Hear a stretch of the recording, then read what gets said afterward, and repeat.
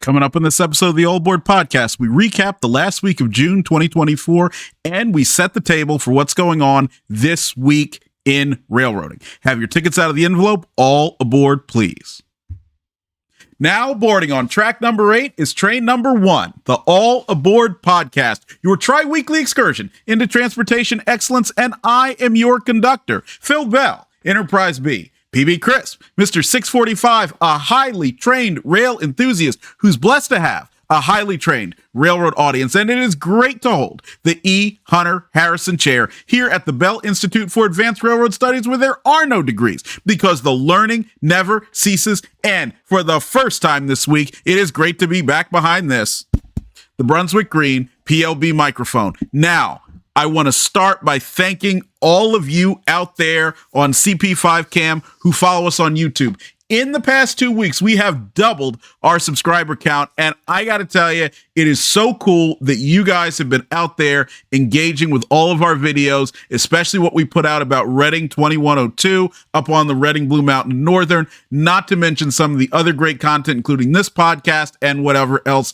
we have there. We will be adding more. We've got some really neat videos of the Norfolk Southern office car special, CSX's executive train, and so on that we'll be putting out very soon. So please stay tuned, share, like, subscribe if you haven't already done so, and make sure to let other people know that you are a member of the YouTube channel, All Things Trains USA. And for those of you who are out there listening to us on audio, please also follow us on YouTube. After all, not only can you get this podcast visually, but you can also see our great train videos. And since I have a new camera, courtesy of some great friends of mine out there in the YouTube streets, as we like to call them, we will be having some interesting content for you in the next couple of weeks from along the main line. Now, I also want to thank a good friend of the show, Mike Allen. Now, Mike has been a friend of mine for a long time. We go out and chase trains together. We profiled him back in episode 30, which is named From a Boy Who Loved Trains to a Rail Industry Leader. Today is Mike's birthday, so happy birthday to you, Mike. And we know that you love the BL2s that they had up there on the Chesapeake in Ohio. They used to operate in Michigan. Unfortunately, we don't own any, not yet, but we hope that you can go out and find some great shots of those BL2s to enjoy today. Now, what we're doing, we are doing a little bit of a recap of last week in review on railroading. Typically, we do this on Friday. Your favorite highly trained rail enthusiast was not exactly feeling his best, so we're going to do it today because there were some interesting things that did take place. First of all, Gulf Coast Rail Service is in peril once again. Now, for a little background, Amtrak served the Gulf Coast region, and in this case, we're talking about the area between New Orleans, Louisiana, and Mobile, Alabama. So that's out of New Orleans, across Mississippi, the southern tip of Mississippi that borders, sits on the Gulf Coast, and then goes into Mobile, Alabama. Now, Amtrak served it using the Sunset Limited for quite some time, roughly 1992 until 2005, when Hurricane Katrina came along and caused a lot of damage to the rail line, which is primarily CSX's NO&M subdivision, but also includes a portion of the CSX M&M subdivision. Now, the way Amtrak used to do this is they extended the Sunset Limited, which operated tri-weekly between Los Angeles and New Orleans. They went east over the Back Belt, which is, of course, owned by Norfolk Southern, and then got on CSX, went up through Pascagoula, Mississippi, Mobile, Alabama, through Flomaton, Alabama, on into Pensacola, Tallahassee, where, of course, I lived and got to ride the train a couple of times, and then into Jacksonville. And from there, they went down the former Atlantic Coast Line to Auburndale, Florida, and then the Seaboard Airline down into Miami. Now, eventually, the train was cut back from Miami to Orlando because it proved to be very, very difficult to maintain that schedule, which was transcontinental in every sense of the word. And then in 2005, of course, thanks to Hurricane Katrina, the train ended up stopping. Now, inexplicably, Amtrak never restored the service. They had the ability to do so. Some of the stations, including the one in Mobile, Alabama, which they did not own, was owned by CSX. And as we pointed out in our previous episodes, the majority of the stations that Amtrak serves are owned by some other party other than them, and that is one of the biggest difficulties that they face, or I should say, biggest difficulty is that they keep for themselves.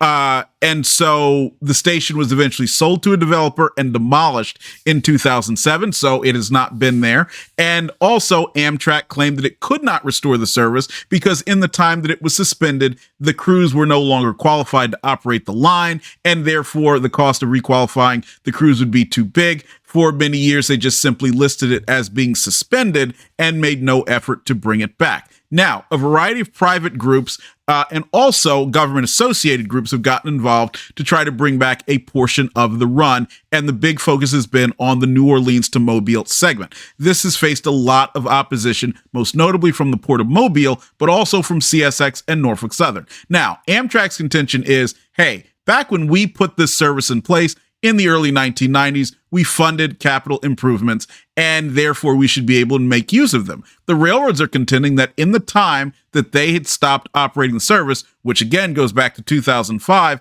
and then they started realistically attempting to reinstitute the service toward the end of the Joe Boardman era. So we're talking about the 2012, 13, 14 in that time period, that things had changed, traffic patterns had changed, all of which is accurate. And therefore, they wanted some additional capital improvements in order to restore the services that were previously operating. And Amtrak, of course, refused to do so. And therefore, there was a lot of back and forth that involved the Surface Transportation Board. And ultimately, in 2022, an agreement was reached in order for the service as far as Mobile, Alabama, from New Orleans to operate.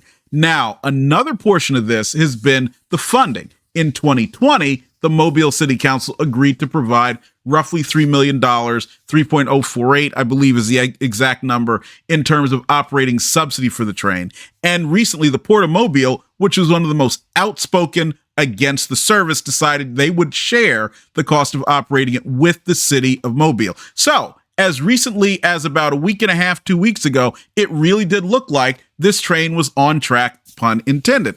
But the Mobile City Council, which is going to have to approve a lease agreement on some city-owned property that's located near the location of the Mobile station site that, of course, was demolished, they have decided not yet to bring it up. And that's because they're going to need 6 members in order to agree to it. Only 4 members thus far have agreed to bring this up for consideration. Now, in the time from 2020 until now, there has been an election. That was 2021 election, There was also a special election to replace, I believe, was a member of District 2 of the City Council. And correct me if I'm wrong there, but I do believe that's the district. So therefore, there has been a little bit of change to the council. So I do not believe that the council, the same council that approved the agreement in the past, is the one that is here now.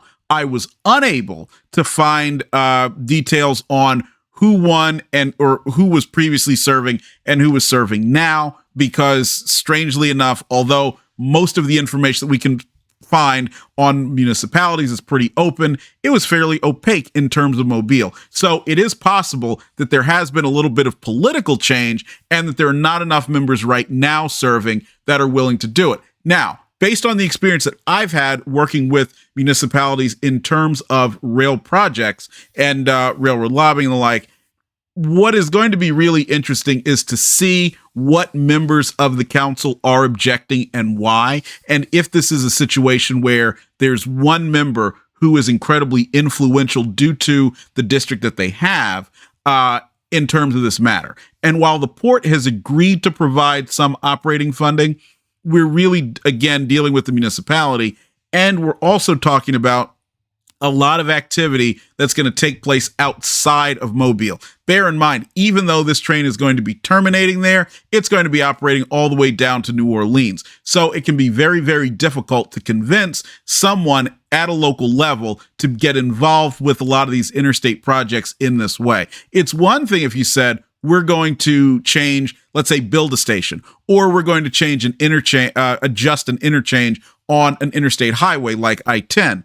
But it's a different ballgame if we're talking about funding costs that are largely going to be taking place outside of the city. And then the other thing that also does bear in mind, since we are talking about property that is near downtown, right almost on the waterfront, in just about every community, this is highly valued property. Let's wonder if there isn't something afoot there? Is there somebody else that would like to use that property for another purpose? Is there the possibility of the city selling it to another party that might be willing or able to pay more? That is going to merit more investigation. We are going to look into it because it is going to play a crucial role in whether this happens. The broader sense is, remember what I said earlier, Amtrak owns very few, of the stations that it serves. Therefore, this is always going to be a problem. Another problem that Amtrak faces in large part because of that is, in addition to not owning the stations, they also don't own terminal areas and parking areas in many places where trains would be stopped. And one of the big issues here is that if the train is going to operate between New Orleans and Mobile, it has to have some place where it can lay over until it's going to go back to New Orleans. So where's that going to take place? Now, back in the days of the private railroads, it's no problem to say you bring the train to the station, you offload it, then you take the equipment to the closest yard, and it's serviced there, turned there, and generally is out of the way until it's needed again. Amtrak suffers from this issue everywhere it goes, whenever service is extended. And oftentimes, one of the reasons it is not, even when a lot of these seem to be very logical, is the ability to park a train somewhere. Where will it take place? And then will a track have to be constructed? If the track has to be constructed, does there need to be some kind of an inspection pit or otherwise in order to handle that? All of those questions have to be handled. And that is one of the reasons why, for those of you who listen to me regularly, that I am generally against publicly owned passenger rail service, because not only is it difficult to get them to cooperate with the market on providing service that people need and people are seeking, but it's also very difficult for someone else who doesn't own trains or owns just one or two to find a place to maintain it and come to agreements that work with host railroads if indeed that does take place. So we will discuss that a little bit more as things go on, but we've got a couple of links in there. One to the Wikipedia article on the former Mobile station, which was built in 1956 and then demolished in 2007. So relatively newer building there, and also to Railway Age's take on the issue. Now, moving on from the Gulf Coast up to another place that's right on the water, this being Mount Vernon, Indiana. But in this case, the water, of course, is the Ohio River. Now, Mount Vernon, Indiana has a port called the Port of Indiana, Mount Vernon. And just for a little background, the state of Indiana does have a port commission that manages a variety of these facilities. The most prominent is Burns Harbor, which is right on Lake Michigan, and that is served by the Indiana Harbor Belt, Norfolk Southern, as well as CSX. Part of the reason why CSX, predecessor Chesapeake and Ohio, purchased the Chicago South Shore and South Bend was in order to get access to Burns Harbor, because at the time, so 1960s and the 1970s, that was a growing area, and it is still a critically important location, and a lot of steel facilities and so forth that are up there. But the same group, same overarching organization manages the Port of Indiana, Mount Vernon. And they recently named a new operator for this facility, which is the Bro Company's OmniTRAX. Now, you've probably heard of OmniTRAX. They operate short lines all across the country. And this is an example of one of the big growth areas for short line operators. And that is, and this has been going on 2 decades now, your industrial facilities. First of all, this does provide a relatively consistent amount of traffic. Now, bear in mind, if you're operating a line haul railroad, you are very, very susceptible to, for example, losing a shipper here or there. And that's because, just like with any company, your business needs change, and therefore the desire or ability to ship by rail will go up and down. And oftentimes, a lot of line haul railroads, especially when we're talking about your short lines, will depend on a relatively small number of customers. So when that one customer leaves, especially if they're shipping 3,000, 4,000 carloads per year, something along that line, that can be an absolute killer. But at the same time, having a shipper like that also makes the line valuable to a Class 1 railroad. So while we might look at that and say, well, there's only one shipper there, or there's only two, and it's relatively small traffic, Why is somebody like Norfolk Southern or CSX or Union Pacific monkeying around with that? Well, it might be relatively small potatoes for them, but it is large enough that they can say, well, it is making a contribution to our overall mainline network. Therefore, we're going to hold on to it, even if the quality of service doesn't necessarily match quite what the shipper would want, but it's still effective enough anyway. So it's really teetering on that edge. And so one way that a lot of these carriers, short line holding companies, and also smaller operators like, say, your Morristown and Erie in New Jersey like to grow is by finding these plant operations. Now, frequently what will happen are whether we're talking about a port like this here in Mount Vernon, or if we're talking about a larger plant facility that's owned by somebody like a Valero Fuels or otherwise, they won't want to operate their own railroad and have everything that goes along with that. So they will contract with an existing railroad to provide that service. And so what they'll usually do is have one or two small locomotives, and that can be something like a GP7, GP9, SW 1500, something like that is very optimized for switching services or relatively short mainline movements when necessary, and they will provide the service there. But in addition to having the locomotive, keep in mind they also manage things such as crew qualifications, filings with regulatory agencies, and so forth, as well as maintenance of the track. All of that, and having somebody with that core competency, is why you see this growth. And so OmniTRAX is coming in, and they are replacing the Evansville Western, which is part of Paducah and Louisville Transportation. And Paducah and Louisville Transportation used to have a different name, but it primarily has the Paducah and Louisville Railroad, as well as the Evansville Western. And there is one more operation whose name escapes me, but it's in West Virginia, which was formerly operated by Watco and was previously part of CSX. So it's three large operations plus a few smaller switching activities like this that are thrown in. Now, the main line that serves the Port of Indiana, Mount Vernon, is the former Louisville and Nashville main line, which once extended between St. Louis and Evansville. And for those of you who are like me and you love your passenger trains, that is the route that the Hummingbird and the Georgian used to utilize to get in and out of St. Louis. Now, of course, they both had their Chicago sections that operate over the Chicago and Eastern Illinois, but that's the route that this is using. The port does move a lot of coal, soybeans, and ethanol, and as recently as 2019, they were attempting to attract a steel manufacturer to it. Now, I'm not sure if that has quite happened yet, but they are very excited about this new development with OmniTRAX coming in and taking over. And so we will see to what extent that OmniTRAX and their ability to market nationally, because they do have a national network of short lines, even though they are not interconnected, we will see if that does provide business benefits to the port. Now, sticking with the freight rail theme, we are heading over, not that far, relatively, to East Palestine, Ohio. And you know all about East Palestine, Ohio. There was a lot of consternation over what happened in East Palestine last year. And the National Transportation Safety Board released the abstract of its final report on the derailment in East Palestine. We're, of course, on the Fort Wayne line, the former Pennsylvania Railroad. Norfolk Southern Train 32N experienced a derailment, and this led to the venting and burning of vinyl chloride that was contained in some of the tank cars. And this was designed to avoid detonation of that product. Now, the NTSB has ruled that, number one, as we knew, the crew did nothing wrong. They have said that the crew had insufficient information on the temperature of the wheel bearing. Now, that's not to say they had none, but that they did not have enough in order to make an earlier stop to set the car out. Now, as you might remember, as the train was slowing down, when they did have recognized there was an issue, that's when the derailment took place, slowing down to remove the car from the train, which was the ultimate goal.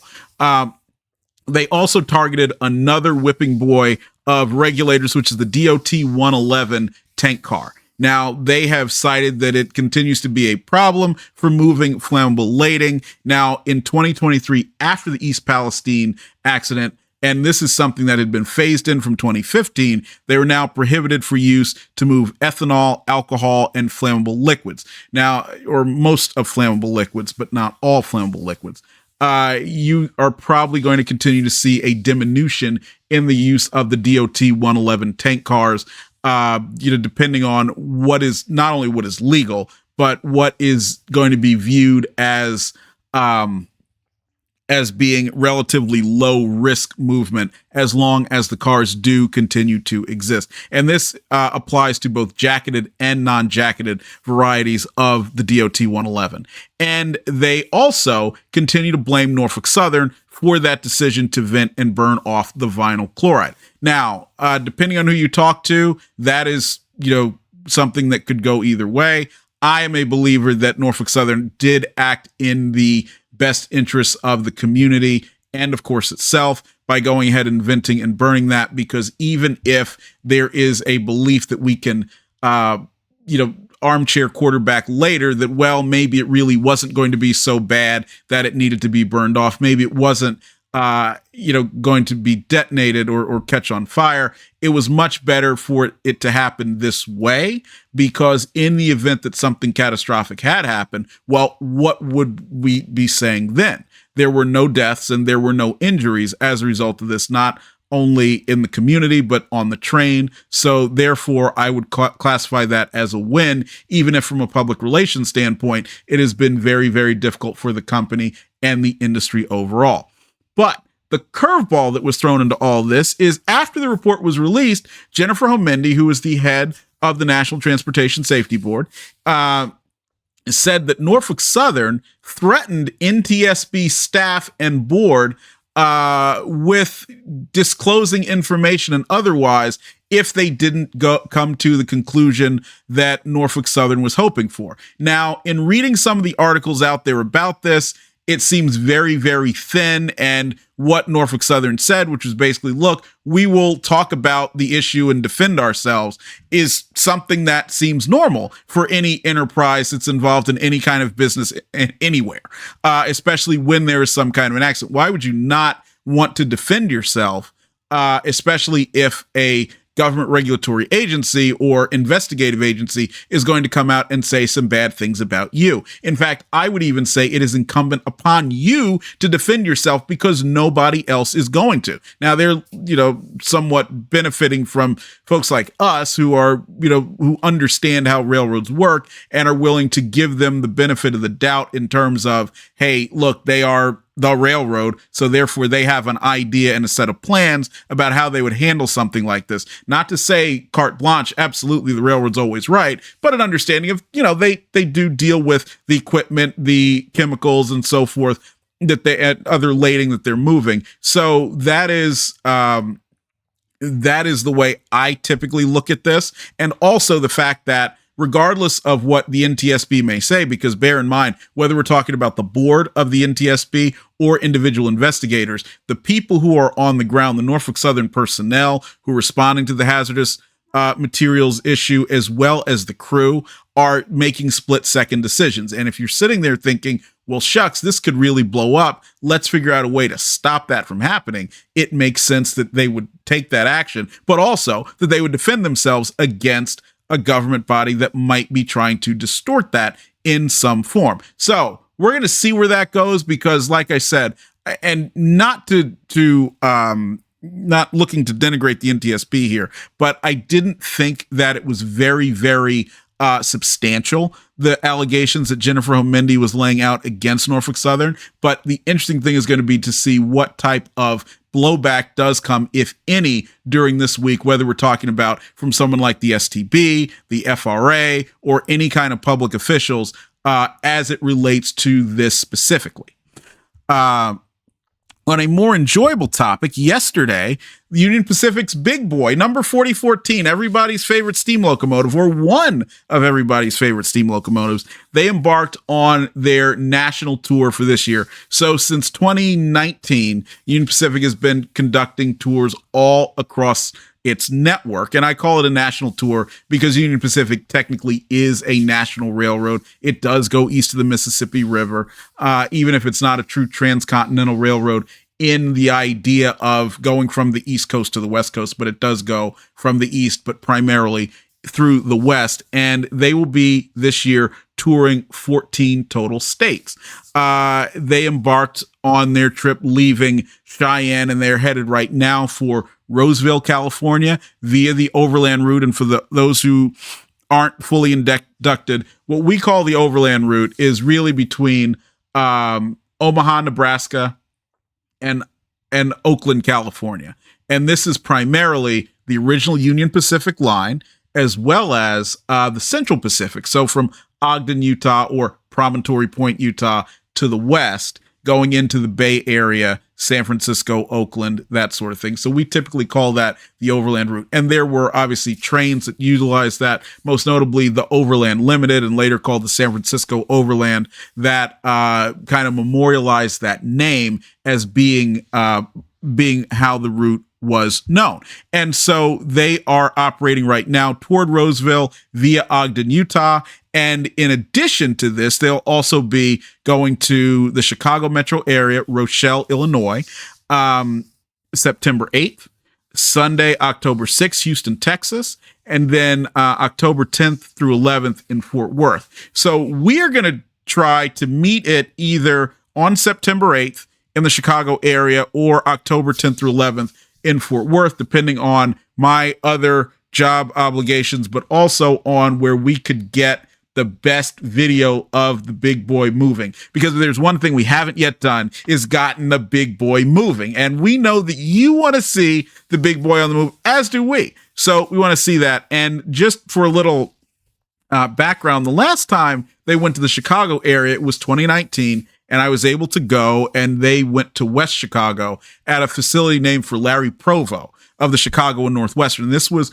West Chicago on the old CNNW. And in just 2 days, 40,000 people, 40,000 went out to see the big boy. So that shows how important of a PR tool this locomotive is, but also the kind of love that even 6-7 decades after steam became no longer a part of the normal lexicon of railroading, that it continues to be evocative and it continues to inspire people. And even when I think back to just a couple of weeks ago when we were out, my buddy Mike Allen and I, seeing the 2102 operate on the Reading Blue Mountain and Northern, there truly is something about a steam engine. So please follow the Union Pacific site. We're going to give you a link in the description of this podcast to their schedule. So follow that throughout the year if you're in that area. And even if you're not in the Western U.S.,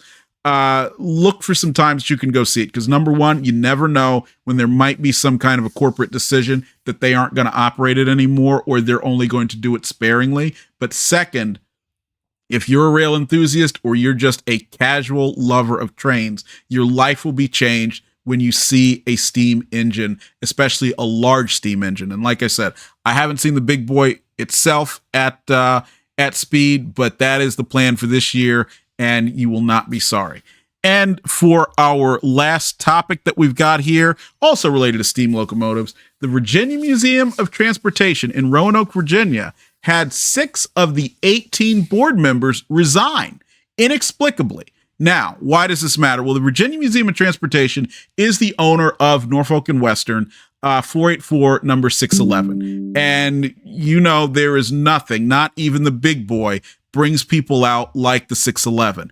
It is one of the newer steam locomotives that's still around. It was built in the late 1940s, and it was built at a time when steam was going away on most railroads, but the N&W, its builder, was a coal railroad. They moved coal. That was what kept them in business, and that's what enabled the N&W to grow from being a coal hauler between Columbus, Ohio, Cincinnati, Ohio, and the Tidewater area of Virginia into being one of the nation's largest railroads that stretched as far west as Omaha, Nebraska, and with operating rights getting it into Des Moines, Iowa. Of course, big terminals in Kansas City, Chicago, St. Louis, having extensive operations in Michigan, Ohio, Indiana, and so forth. And it was because of that coal money, which is what kept the N&W going, made it strong, and led to the building of locomotives like the 611 to haul its passenger trains. Now, of course, the story is very well known. The 611 pulled one of the last steam-operated passenger trains for the system, which included a steam excursion, was put in a scrap line. It was pulled out of the scrap line, not because it was anything special, but because it was the end of the scrap line. It was the easiest to get to. But the Claytor family, Bob Claytor, Graham Claytor, Bob being heavily involved with the N&W, Graham being involved with the Southern, they both love trains. They really did a lot to get the 611. Bob primarily, of course, because it was still the N&W, but later on, the Southern with the spirit of Graham Claytor. I want to make sure we get ourselves historically accurate here in having it run, and it became a star of the 1980s into the 1990s. 1994, NS drops the fires because they say, hey, we can't really provide an excursion program anymore. This is not something that's part of our core business. And after that, the 611 goes to the Virginia Museum of Transportation, and it stays there under a beautiful pavilion dedicated to Bob and Graham Claytor. And it was beautiful to see, but so sad to see her there cold. Well, 2015 comes along, and Wick Moorman, who's running Norfolk Southern and getting toward the end of his time there, and he says, guess what? We are going to have the 21st Century Steam program. And it actually started around 2012, but 2015 when the 611 got restored. The NS sold a painting for $1 million and contributed that money to help get the 611 operating again. Took it to the North Carolina Transportation Museum, had it rebuilt there, and it since then has been, again, an excursion star, not only on the 21st Century Steam program when that was still in operation, but also up on Strasburg, and most recently on the Buckingham Branch Railroad. But earlier this year, we heard, well, there won't be any excursions because, strange, seemed like the excursions went pretty well last year that operated on the Buckingham Branch, and they had leased and refurbished a number of rail cars, including some Chicago area bi-levels that were used for that, as well as borrowing cars from other places. And there was a board member on the Virginia Museum of Transportation, Will Harris, who happened to be the president of or chair of the board, who said, I'll let you use my land, which adjoined the Buckingham Branch's former C&O route in Virginia, where the excursions started from, in order for people to come up and board the train and disembark. And this was a big deal because without it, there wouldn't have been any excursions. Well, Will Harris was one of the people who resigned, and he said that he was going because of health reasons, although he's willing to continue to support the excursions. However, as we've been told, the excursions will not run this year. There's been nothing given for the other 5 members who resigned, and there's absolutely nothing being said anywhere about what this is. All the normal places that you might check, railfan forums, you name it, there's no scuttlebutt. It's just as if everything ran into a wall and that's it. So there is a big question about what's going to be going on with the 611. And as I have mentioned in a variety of areas, this is a big problem. It's a big problem because keep in mind, they have to move the locomotive via Norfolk Southern anywhere to get it out of the Virginia Museum of Transportation. And railroads like NS, Buckingham Branch, Strasburg, and so on, one of the things they really depend on is the stability and the business-like approach of the people who own these engines. You can't be a Yahoo who simply knows how to get a steam engine working. Even if you're the smartest Yahoo and you understand how it is, you can't do that, at least anymore, and expect to have your engine run. They will not take you seriously, and for good reason, because if it appears to be risky, then whether we're talking about a railroad, even for a move of the engine, that is going to make them incredibly squeamish, and they can simply say, we're not going to do that, or if you want to move it on our railroad, put it on a flat car, and we'll only take it to places where we could get it through from a clearance standpoint, and that would be devastating. So it is very, very incumbent upon them to find some stability and make sure that Norfolk Southern and everybody else who's involved in this, North Carolina Transportation Museum, outside donors, you name it, are going to have the confidence in this board in order to go forward. Now, one thing that's noteworthy, Bev Fitzpatrick, who was the longtime executive director of the Virginia Museum of Transportation and one of the best people you'll ever meet in railroading, he was recently appointed to the Roanoke City Council. So we're going to reach out to him and see if he'll come on here to talk about this, but also to talk about the museum in general, because he's got a lot of really interesting experience to share. I don't know if he will, because I think it's going to be a little bit of a sticky subject, considering his past work there, just now joining the city council, which should happen in the next day or so, as he's appointed there to replace somebody who resigned to take a job outside of the city of Roanoke. So, we'll see how that goes. One other noteworthy thing here, the Virginia Museum of Transportation, they own the Roanoke Southern, which is the railroad that operates the Roanoke Beltline and was sold to them or donated to them by Norfolk Southern probably a little under 10 years ago. And there have been some disputes between the city and the Roanoke Southern about, getting people across the line to some other property that the city of Roanoke owns. And so the Roanoke Southern and the museum would like to get some money from the city for that, so they could help rebuild the railroad and upgrade it to the standards they need to provide excursions. The city kind of looks at this and says, this is a lot of money that you're asking for, and we're really not interested in paying it, although they do get along fairly well. So we'll see what happens. And in Bev Fitzpatrick's position as working with the museum formerly, and also now being on the city council, have gone from one side of that dispute to another. So keep your eye on that. Now, we will be back with you on Wednesday. For the last episode of season 2. Not the last episode of the podcast, but the last episode of season 2. And we're going to recap what we've done throughout this season, and if there are any changes, especially because we covered things like the Norfolk Southern and Cora fight. We covered a lot, so we'll just go back through that because we want to wet your whistle a little bit for what we'll be doing in season 3, which I think you're going to be really excited about. So thank you for being with us. We'll see you down the main line. And as always, follow us, All Things Trains USA on YouTube, All Things Trains on Facebook and Instagram. And also, if you have any suggestions, please email us, allaboardpodcast@allaboard.media. So we will see you on Wednesday, and I hope you have a great day.